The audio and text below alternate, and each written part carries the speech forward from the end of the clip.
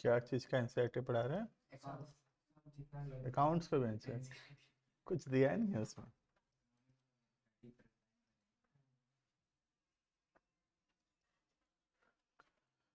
देखो ऑनलाइन वाले audio video check करो। इशिका, सोनू, सुखप्रीत, सेनॉन।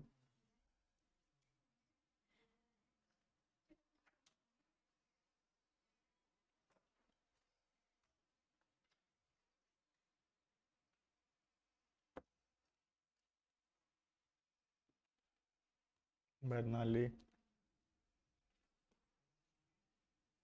क्लियर है ऑडियो?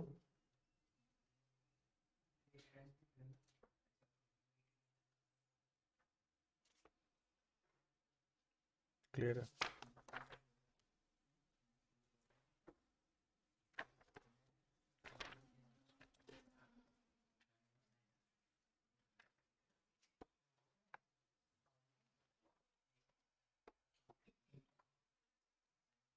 सेवनटीन होमवर्क था हुआ, कर लियो। और कौन किया है? किए हो तुम? 10-12 तक किया, बाकी 17। शुभम, हाथ फ्रैक्चर हो गया क्या? कैसे? तो वो मतलब बैंडेड वैंडेड नहीं लग?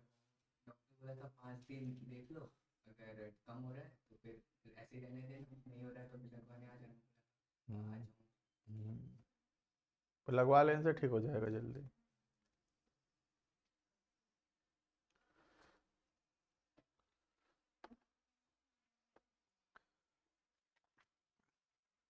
देखना, हेडिंग करना हिडन गुडविल।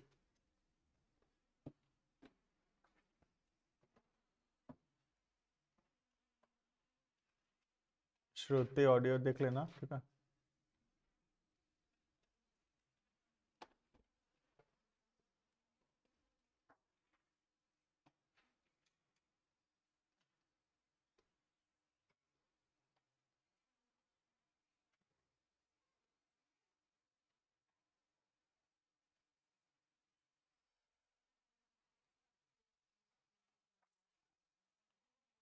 हिडन गुडविल, ठीक है।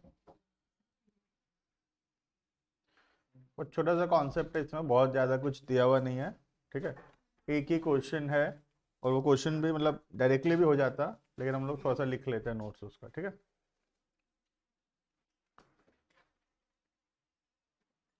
लिखना।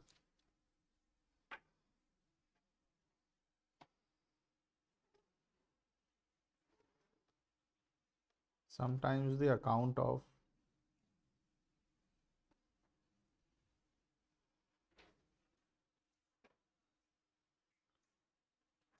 retiring partner, sometimes the account of retiring partner is settled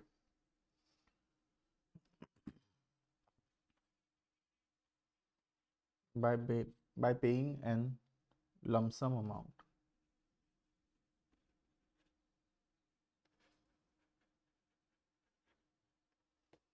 By paying an lump sum amount.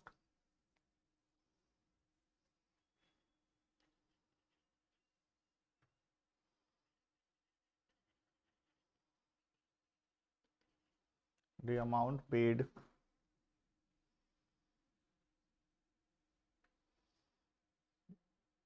in excess of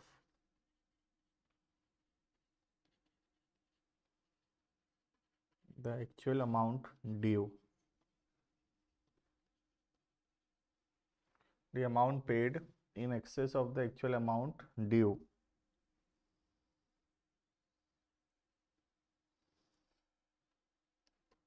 is for share of goodwill. Is for share of goodwill.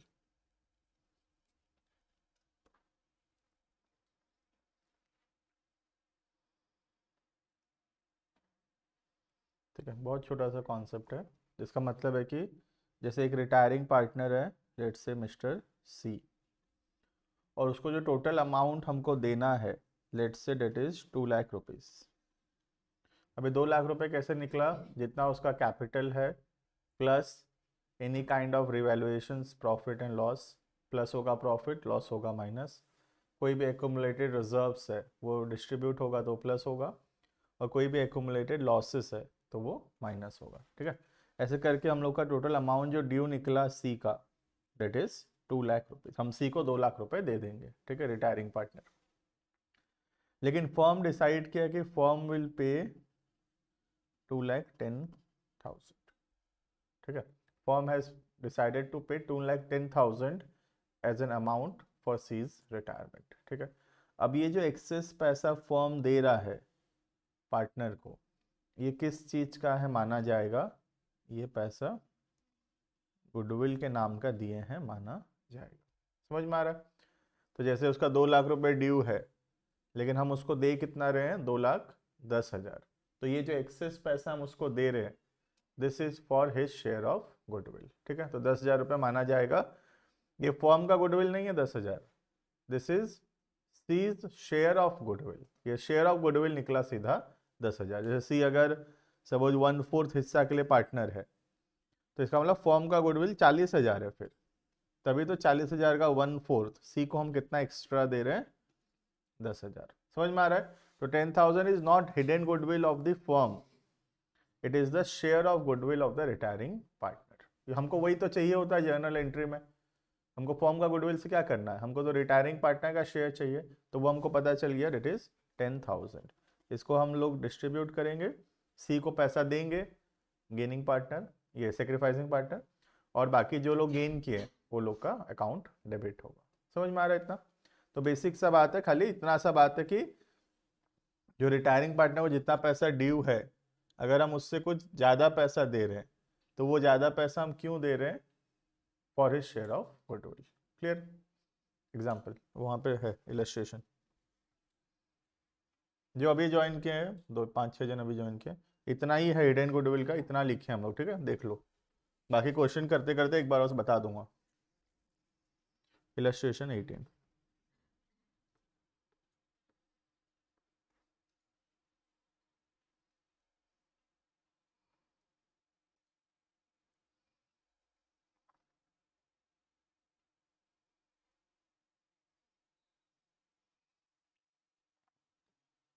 देखना illustration 18 में क्या दिया। A B and C are partners sharing profit in the ratio of 1:2:3।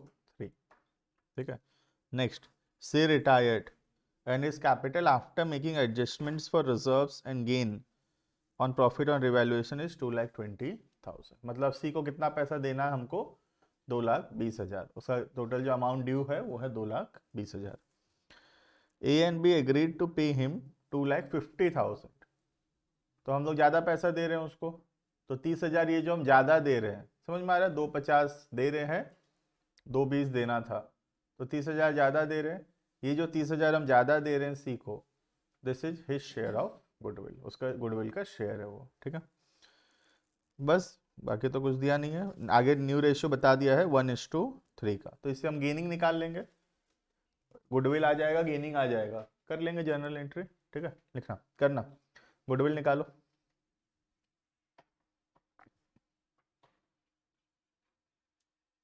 Amount paid to सी 2,50,000, 2,50,000 हम दे रहे हैं सी को। ठीक है, लेस जितना पैसा देना था अमाउंट ड्यू 2,20,000।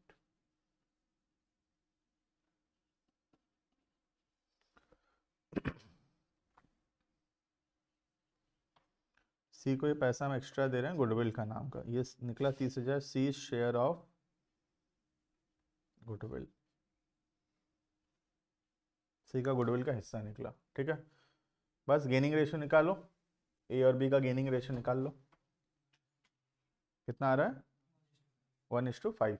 ओल्ड रेशियो है 1/6 पहले वाले का, और बी का है 2/6, और न्यू रेशियो दिया है 1:3, विच मेक्स इट 1/4 एंड 3/4। कितना जा रहा है ये? 12। 2 - 3, 1/12 शायद गेन, ठीक है, माइनस में आ रहा है। नेक्स्ट वन, 12 जाएगा 2, 4, 4 माइनस 9, 5 आ रहा है ना, 5/12, दिस इज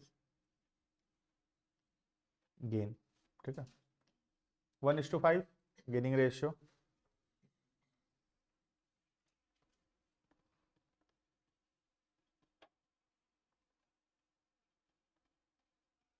जर्नल एंट्री कर दो, गेनिंग टू रिटायरिंग, गेनिंग है ए और बी, और रिटायरिंग है सी, ठीक है, कर लो एंट्री।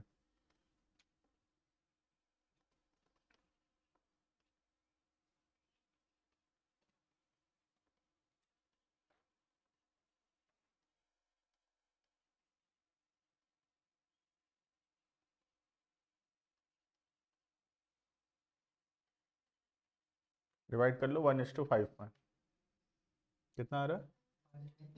5,000, 25,000।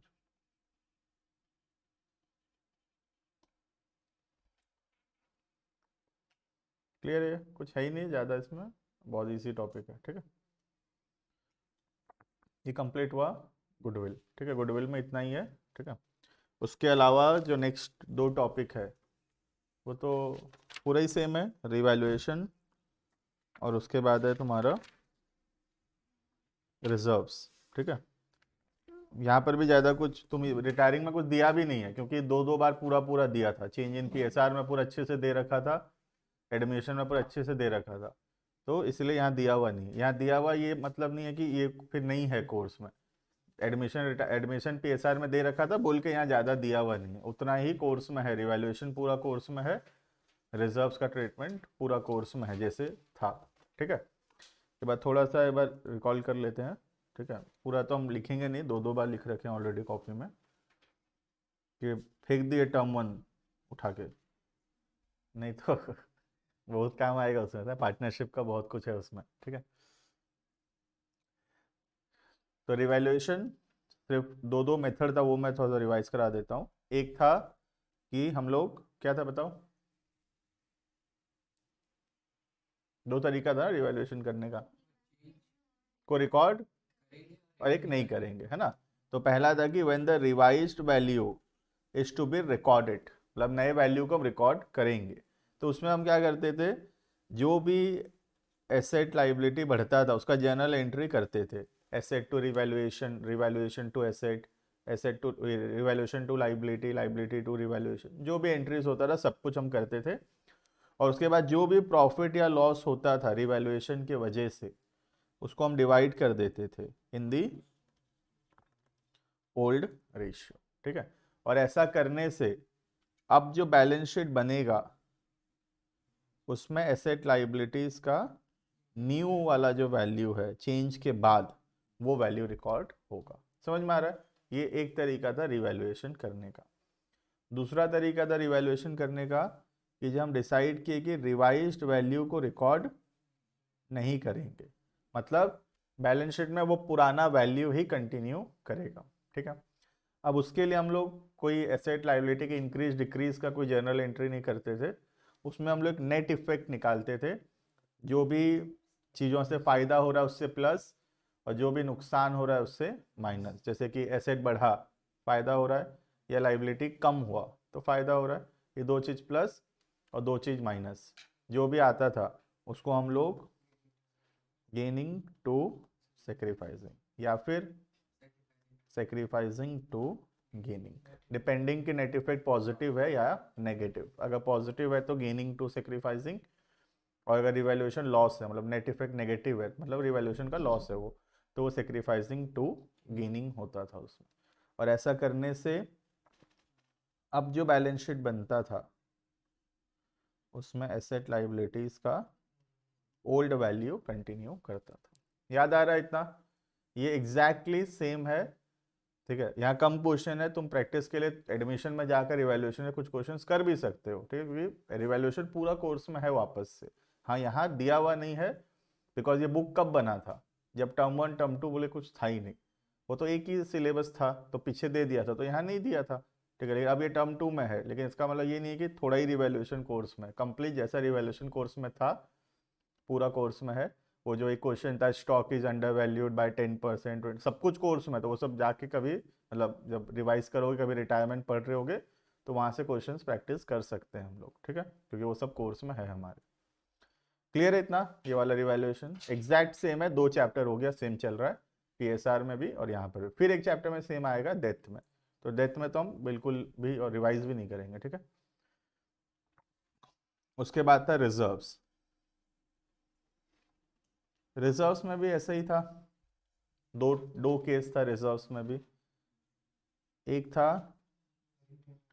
हम रिजर्व्स को डिवाइड कर देना चाहते हैं, डिस्ट्रीब्यूट कर देना चाहते हैं, ठीक है। तो अगर हम रिजर्व्स को डिस्ट्रीब्यूट कर देंगे तो रिजर्व्स डिस्ट्रीब्यूट होता है ओल्ड रेशियो में, ठीक है। प्रॉफिट है तो भी वो ओल्ड रेशियो में, that is reserve account debited to partners capital account, और अगर लॉसेस है तो partners capital account debited to accumulated losses, ठीक है। तो जो भी रिजर्व्स है या कोई भी प्रकार का एक्यूमुलेटेड लॉसेस है, तो वो सारा का सारा डिवाइड हो जाता था ओल्ड रेशियो में, ठीक है। और ऐसा करने से अब जो बैलेंस शीट बनता था उसमें रिजर्व और लॉसेस देखने को नहीं मिलेगा, क्योंकि हम डिवाइड कर दिए उसको, ठीक है। तो जब हम डिवाइड कर दिए तो कहाँ से आएगा उसमें? क्लियर है इतना? ये था पहला तरीका। दूसरा तरीका था कि हम लोग डिसाइड किए कि रिजर्व्स को जो है वो डिस्ट्रीब्यूट नहीं करेंगे। दैट मीन्स रिजर्व को बैलेंस शीट में कंटिन्यू रखेंगे, बैलेंस शीट में रहेगा, रिजर्व लॉसेस सब बैलेंस शीट में कंटिन्यू करेगा। तो ऐसा करने के लिए हमको वही कॉन्सेप्ट में जाना पड़ता था फिर से, नेट इफेक्ट में, जहाँ पे सारा रिजर्व्स को प्लस करते थे, सारा एक्यूमुलेटेड लॉसेस को माइनस करते थे, ठीक है। जो भी आता था उसको गेनिंग टू सेक्रीफाइसिंग या फिर सेक्रीफाइसिंग टू गेनिंग, डिपेंडिंग अपन की नेट इफेक्ट पॉजिटिव है या नेगेटिव। अगर पॉजिटिव है तो गेनिंग टू सेक्रीफाइसिंग, और नेगेटिव है तो सेक्रीफाइसिंग टू गेनिंग, ठीक है। ऐसा करने से अब जो बैलेंस शीट बनेगा उसमें रिजर्व्स कंटिन्यू रहेगा, ठीक है, और लॉसेस भी कंटिन्यू रहेगा। क्लियर है? ये सारा चीज़ हम लोग ऑलरेडी पहले कभी पढ़े हैं, ठीक है। इसके अलावा दो रिजर्व्स के बारे में बहुत डिटेल में था, एक था WCR और दूसरा था IFR, ठीक है। तो ये सब कुछ हम लोग ऑलरेडी पढ़ा हुआ है। WCR में कितना केसेस है? 2 केस था, याद होगा। पहला था when there is no claim और दूसरा था when there is a claim. Now if there is a claim, the claim amount may be less than WCR, equal to WCR, more than WCR, ठीक है। वैसे ही IFR में भी no change, there is a fall, ठीक है। And एक नया केस भी था, there is a increase in the value of investments. समझ में आ रहा है ये? तो ये कुछ पढ़ने का है नहीं, है exactly same to same 2 chapter में पढ़े हैं हम लोग, ठीक है। नेक्स्ट हेडिंग करेंगे, नेक्स्ट पॉइंट, ये 2 पॉइंट नहीं पढ़ रहे हैं, ठीक है। नेक्स्ट हेडिंग करना, calculation of amount due to retiring partner. ये आखिरी टॉपिक है और बहुत छोटा सा टॉपिक है ये भी।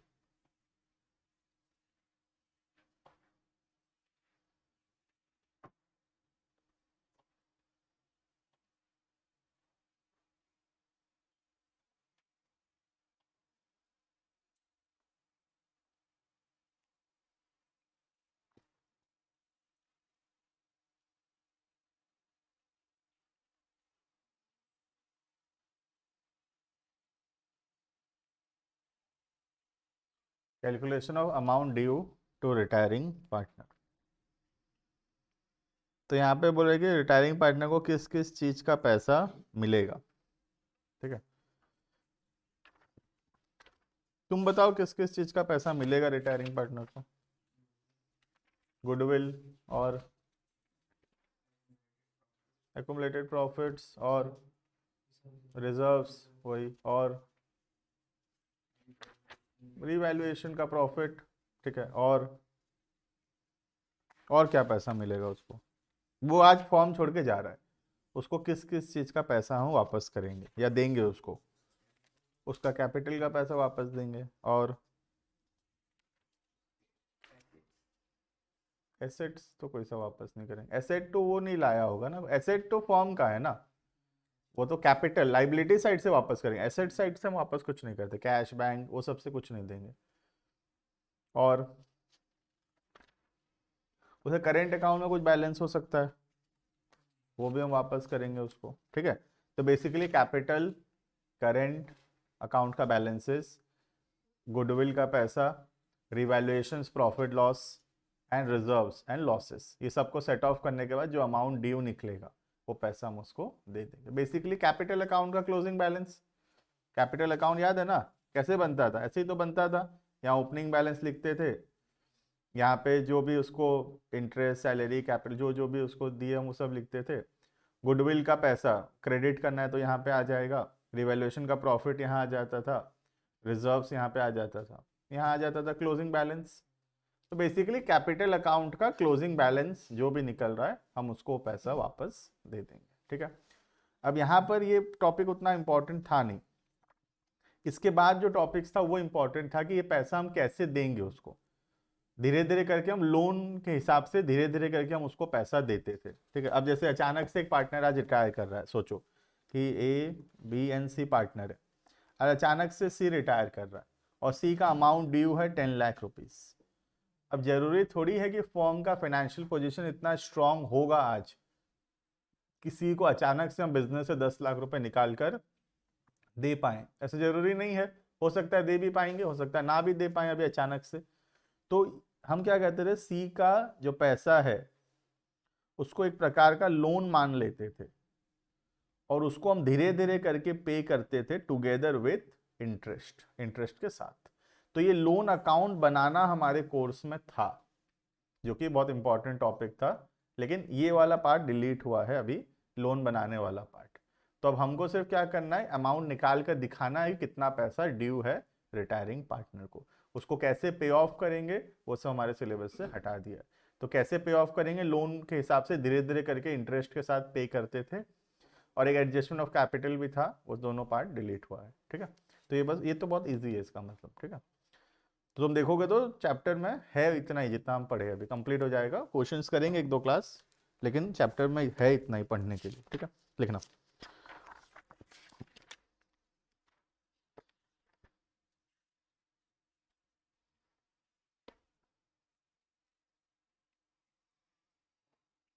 Amount due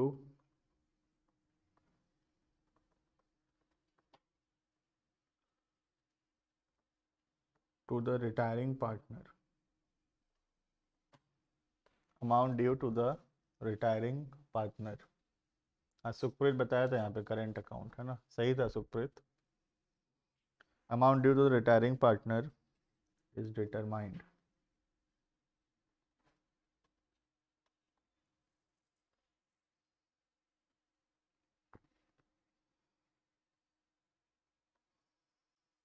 by preparing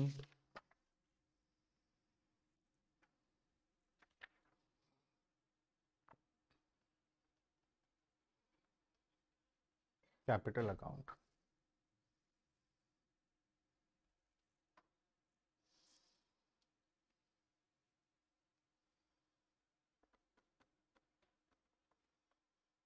Following items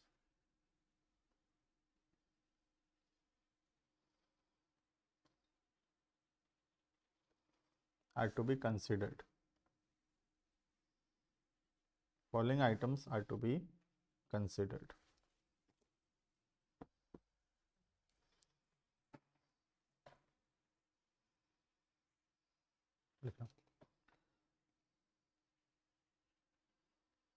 Balance in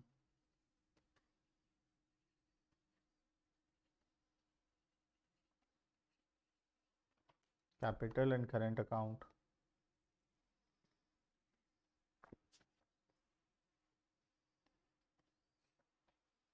balance in capital and current account. दूसरा, शेयर ऑफ गुडविल, गुडविल का पैसा उसको मिलेगा।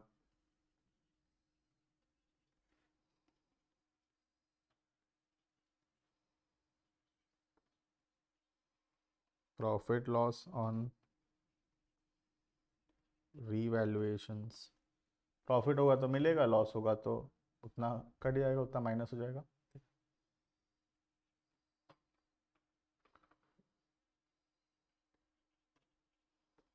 Reserves,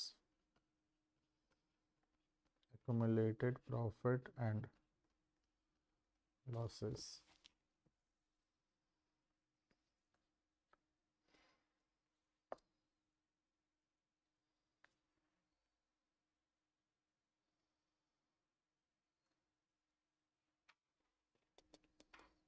etc.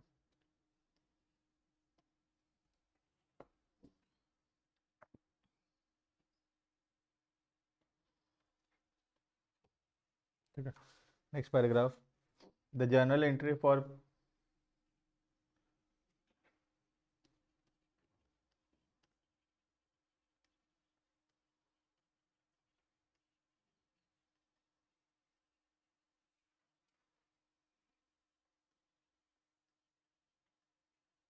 The journal entry for payment will be, जितना पैसा ड्यू बनता है कैसे पे करेंगे हम लोग।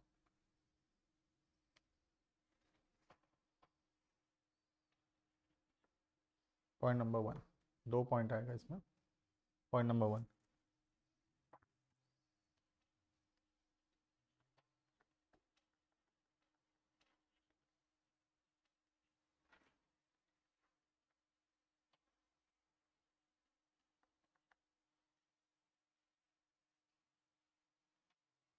Payment is made in lump sum immediately, लिख लो।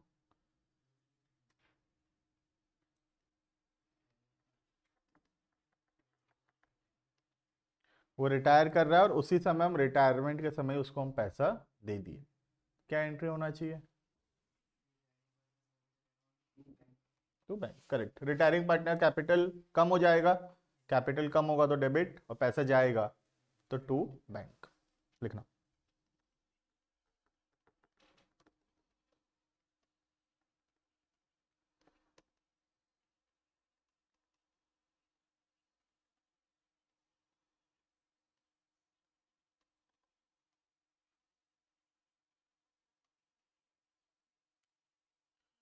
टू कैश और बैंक अकाउंट, क्लियर है इतना? Next,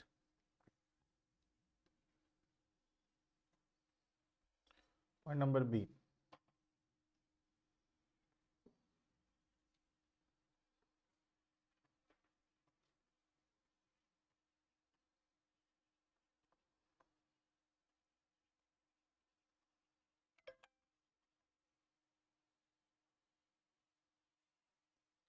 if amount due is transferred to loan, हम डिसाइड किए कि अभी तो इतना पैसा नहीं है देने के लिए, बाद में देंगे, अभी लोन जैसे इसको मान लेते हैं। तो कैपिटल नाम का लाइबिलिटी कम हो जाएगा और एक लोन नाम का लाइबिलिटी इंक्रीज हो जाएगा। ठीक है, तो simply the capital will be converted into loan. ठीक है,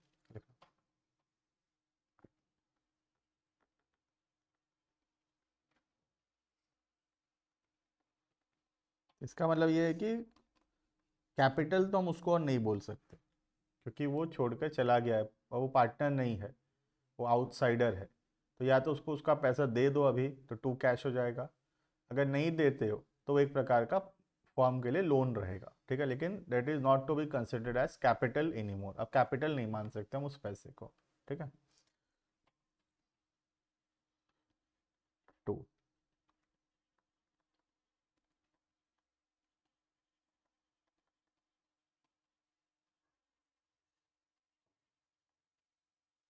रिटायरिंग पार्टनर्स लोन अकाउंट, तो जैसे एंट्री सी जा रहा है तो C's capital to C's loan, this will be the journal entry. ठीक है,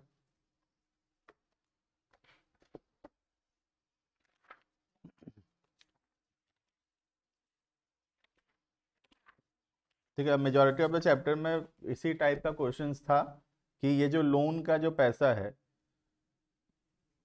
इसको धीरे धीरे हम लोग पे करते थे टुगेदर विथ इंटरेस्ट, जो कि अब यहाँ पे नहीं है हमारे सिलेबस में। ठीक है, तो है वैसे चैप्टर में इतना ही, हम लोग एक दो क्लास और प्रैक्टिस भी करेंगे, लेकिन क्वेश्चन देखेंगे एक दो। आ जाओ क्वेश्चन, हम लोग इलस्ट्रेशन 18 तक किए थे ना।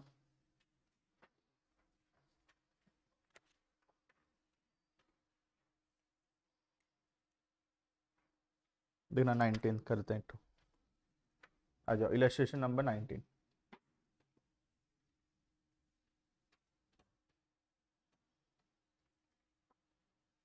डेथ में इससे भी कम टाइम लगेगा पढ़ाने में, क्योंकि रिटायरमेंट से सेम है पूरा डेथ।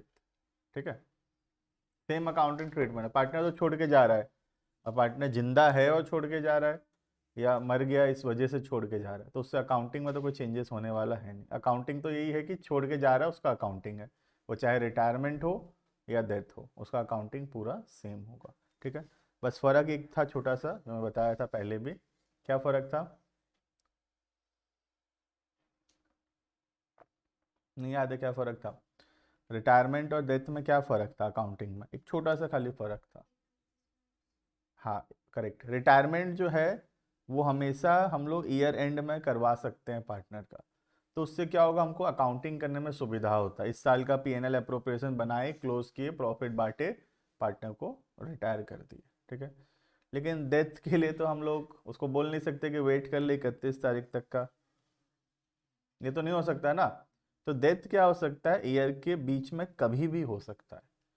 और अगर ईयर के बीच में कभी होता है तो वो जो पार्ट ऑफ द ईयर जो वो पार्टनर था, उस पार्ट ऑफ द ईयर का हमको प्रॉफिट डिटरमाइन करना पड़ेगा on an estimated basis. Actual नहीं निकल सकता, क्योंकि एक्चुअल तो ईयर एंड में ही पता चलेगा पीएनएल अकाउंट बनाने से। ठीक है, तो हमको एक अनुमानिक प्रॉफिट निकालना पड़ेगा। जैसे कि सपोज पार्टनर 3 महीना था पार्टनर, उसके बाद वो उसका डेथ हो गया, तो ये 3 महीना तो कम से कम पार्टनर था ना, तो इस 3 महीना का जो भी प्रॉफिट का हिस्सा है उसको हमको देना होगा पार्ट जो डेथ हुआ उसके घर वालों को।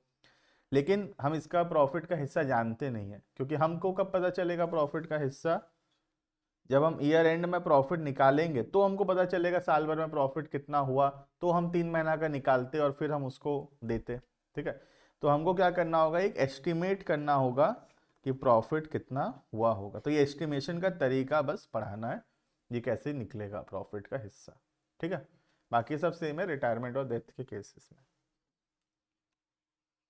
आ जाओ 19। सर अगर उसके घर में कोई नहीं हुआ तो फिर आप बांट लेंगे? नहीं वो तो देखो रेयर केसेस में से, लेकिन रियलिटी में अगर लीगल लॉ भी देखोगे ना, कि जिसका कोई भी लीगल रिप्रेजेंटेटिव नहीं होता है, तो वो जो अमाउंट उसका है या उसके जो भी प्रॉपर्टी उसके नाम पे, debt belongs to the government, government को बिलोंग करता है वो। ठीक है, हाँ, तो लॉ टेक्निकली देखोगे तो गवर्नमेंट के पास चला जाना चाहिए उतना। ठीक है,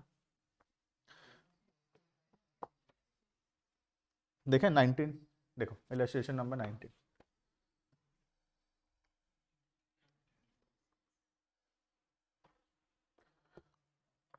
Balance sheet of Deepika, Jyotika and Alia sharing profit and loss in the ratio of 5:3:2 as on 31st March 2021 was। एक नॉर्मल सा बैलेंस शीट दिया है। बैलेंस शीट देखते वक्त ध्यान रखना हमेशा, क्या कोई एग्जिस्टिंग गुडविल है ना, नहीं दिख रहा। ठीक है, अच्छी बात है, तो एग्जिस्टिंग गुडविल राइट ऑफ करने का टेंशन है नहीं। क्या कोई रिजर्व दिख रहा है ना, रिजर्व भी नहीं है। क्या कोई एकोमुलेटेड लॉसेस दिख रहा है, नहीं। तो ये क्वेश्चन में तो ना ही एग्जिस्टिंग गुडविल है, ना ही रिजर्व है, ना ही लॉसेस है, तो क्वेश्चन में फोकस रिवैल्यूएशन के ऊपर हो सकता है। ठीक है, देखना, Jyotika retired from the firm as on 1st April. Deepika and Alia decided to share future profit and loss in the ratio of 3:1. Following adjustments are required.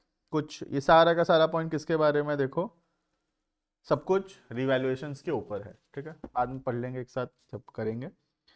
8वां point revaluation के ऊपर है। To give effect to the above adjustment you are required to pass journal entries and also prepare revaluation account. करेंगे हम, entry करेंगे या revaluation बनाएंगे direct, क्या बोलते हो? रिवैल्यूएशन बनाए डायरेक्ट हो तो जाता है। ठीक है, बनाओ बनाओ फॉर्मेट बनाओ, रिवैल्यूएशन अकाउंट।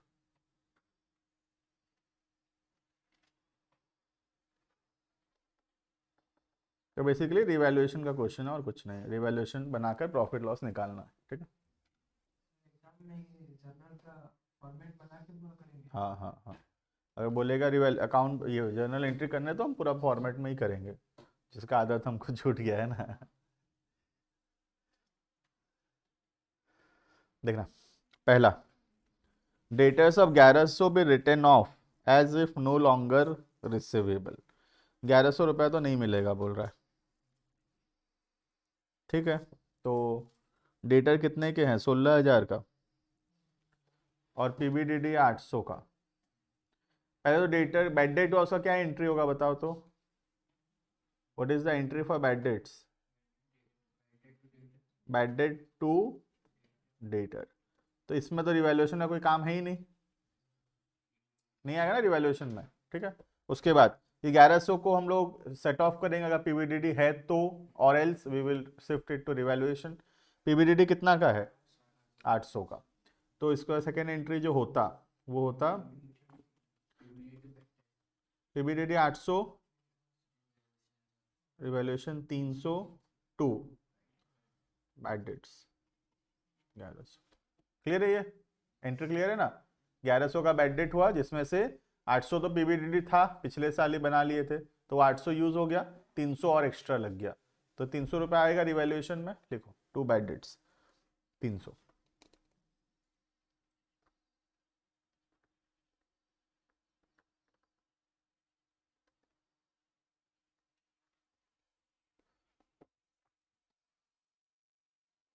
क्लियर है। नेक्स्ट आगे, point number 2, provision of bad debt to be maintained at the existing rate. अभी जितना था उतना बनाना है बोल रहा है फिर से। तो अभी कितना था देख लो, 800 था 16,000 के ऊपर, 5% था। 800 पीवीडीडी बनाए थे 16,000 के ऊपर, तो 5% था। अभी डेटर कितना है, 16,000 है, जिसमें से 1100 बैड डेट हो गया, अभी अभी हुआ ना, अभी अभी बैड डेट 16,000 डेटर था, अभी तो 1100 बैड डेट की है पॉइंट नंबर 1 में, बैड डेट टू डेटर। तो डेटर कितना बचा है अभी, 14,900। इसका 5% बनाना है हमको, पीवीडीडी बनाओ 14,900 का 5%।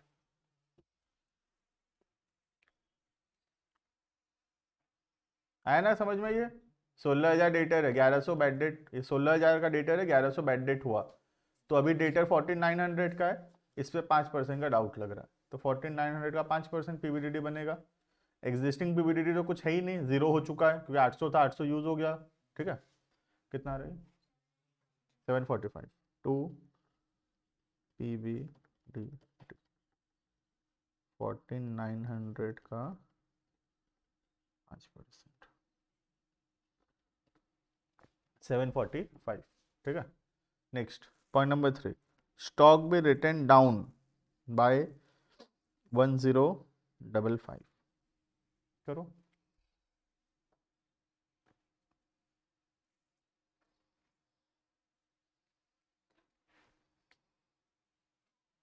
स्टॉक का वैल्यू कम करो,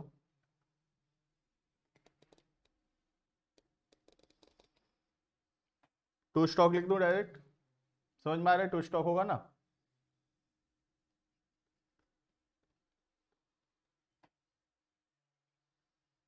वन 1055, पहला 3 पॉइंट हो गया है। चौथा, लैंड एंड बिल्डिंग भी रिटर्न अप बाय 11,000, बढ़ाओ बिल्डिंग का वैल्यू बोल रहा है, by building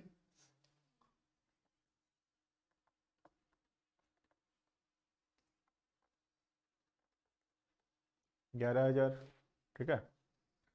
plant and machinery भी रिड्यूस्ड टू वहां तक लेकर जाना है, ठीक है। कितना है अभी, 35, 34 कम कर दें क्या, कि 1,000 कम करें, 1,000 कम कर, 34 मैं लेकर जाना है, समझ में आ रहा है। तो to plant and machinery,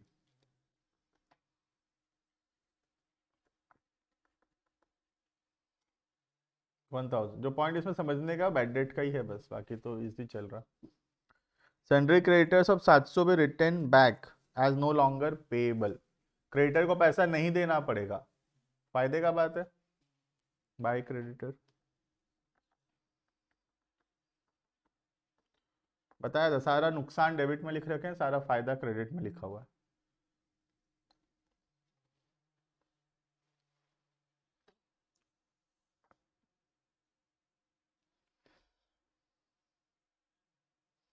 next, a provision of 600 be made for repairs, जैसे provision for bad and doubtful debt है, वैसे ही प्रोविजन फॉर रिपेयर्स एक प्रकार का लाइबिलिटी सोच लो या प्रोविजन सोचो।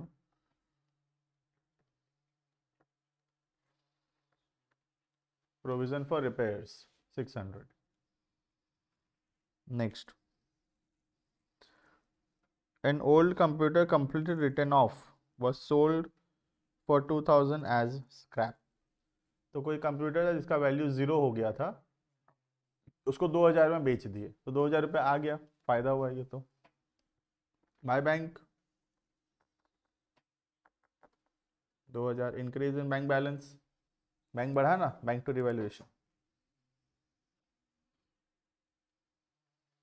नेक्स्ट, एन ओल्ड कंप्यूटर, ये तो हो गया। नेक्स्ट इधर side, firm had to pay 5000 to an employ injured in an accident, पैसा गया, नुकसान है ये तो, डेबिट।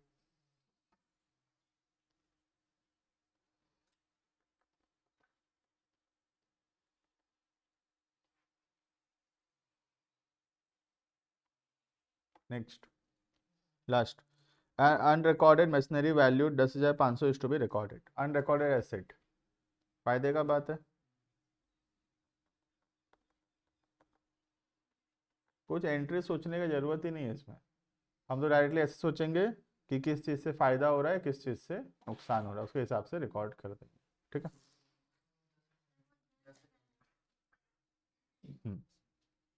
ठीक, हो गया कंप्लीट, निकाल लो प्रॉफिट या लॉस।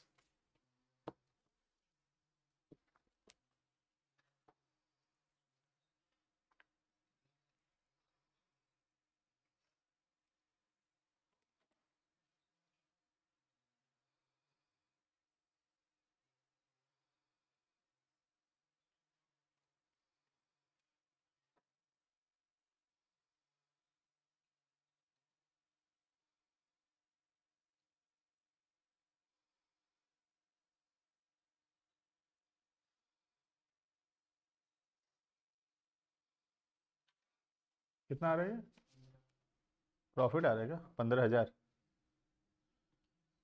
15,000 का प्रॉफिट आ रहा है, बांट लेना, कौन सा रेशियो, ऑल रेशियो, ठीक है, हाँ 15,000, ठीक है।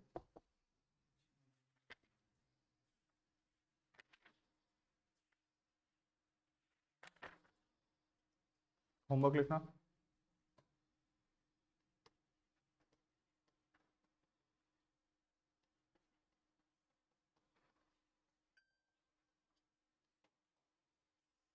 ट्वेंटी से 23 तक चैप्टर क्वेश्चन है, रिजर्व्स के ऊपर है क्वेश्चन, ठीक है, कर लेना, रिजर्व है और एक तो मिक्स वाला भी है।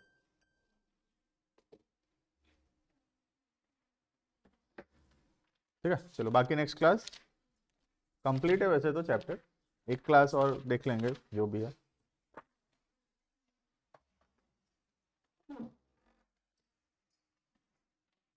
ठीक है, ऑनलाइन वाले बाकी नेक्स्ट क्लास।